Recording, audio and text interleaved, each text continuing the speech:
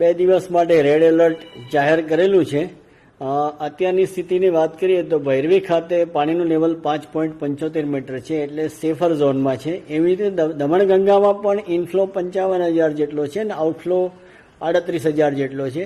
8 gate 1 metre જેટલા ખુલ્લા છે અને રૂલ લેવલથી ઘણું નીચે પાણી છે, એટલે દમણગંગામાં પણ અત્યારે કોઈ ચિંતાજનક સ્થિતિ નથી. ગઈકાલે જિલ્લામાં એવરેજ 8 ઇંચ વરસાદ પડ્યો અને ફોર્ચ્યુનેટલી બપોર પછી લગભગ વરસાદ ઓછો હતો, એટલે શહેરી વિસ્તારોમાંથી બધે જે પાણી ભરાયા હતા એ પાણી ઓસરવા માંડ્યા હતા. આજે પણ સમગ્ર જિલ્લામાં એવરેજ 1 ઇંચથી હજુ સુધી વધારે વરસાદ પડેલો નથી, એટલે વધારે પાણી ભરાવાના કોઈ પ્રશ્નો છે નહીં હાલમાં.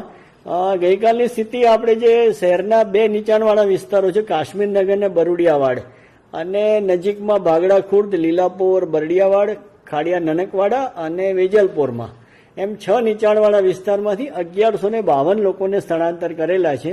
ધીમે ધીમે જેમ પરિસ્થિતિ નોર્મલ થતી જશે એમ આપણે એમને એમના ઘરે જવા દઈશું. હાલ આપણા સેફ સેન્ટરો ઉપર તેમને જમવાની અને ચા પાણી નાસ્તાની બધી જ સગવડ, મેડિકલ ટીમની સગવડ, બધી જ આપણે એમને સુવિધાઓ આપી રહ્યા છીએ. એક ખાલી આજના ઇન્સિડન્સની વાત કરીએ તો ભાગડા ખુર્દ હનુમાન ભાગડા જે કહેવાય છે ત્યાં આગળ એક 3 માસની પ્રેગ્નન્ટ લેડી હતી, એટલે એને મિસકેરેજનું કંઈ ઇસ્યુ હશે, એટલે પોલીસ અને એનડીઆરએફના જવાનો પહોંચી ગયા અને એને રેસ્ક્યુ કરી અને હોસ્પિટલ પહોંચાડી દીધી છે. અત્યારની સ્થિતિએ પંચાયતના 120 રસ્તા બંધ છે અને આરએનબી સ્ટેટના 8 રસ્તા મળીને 128 રસ્તા બંધ છે. વરસાદની પરિસ્થિતિ નોર્મલ થતી જશે એમ રસ્તા રિપેરિંગ કરી અને ખોલવામાં આવશે.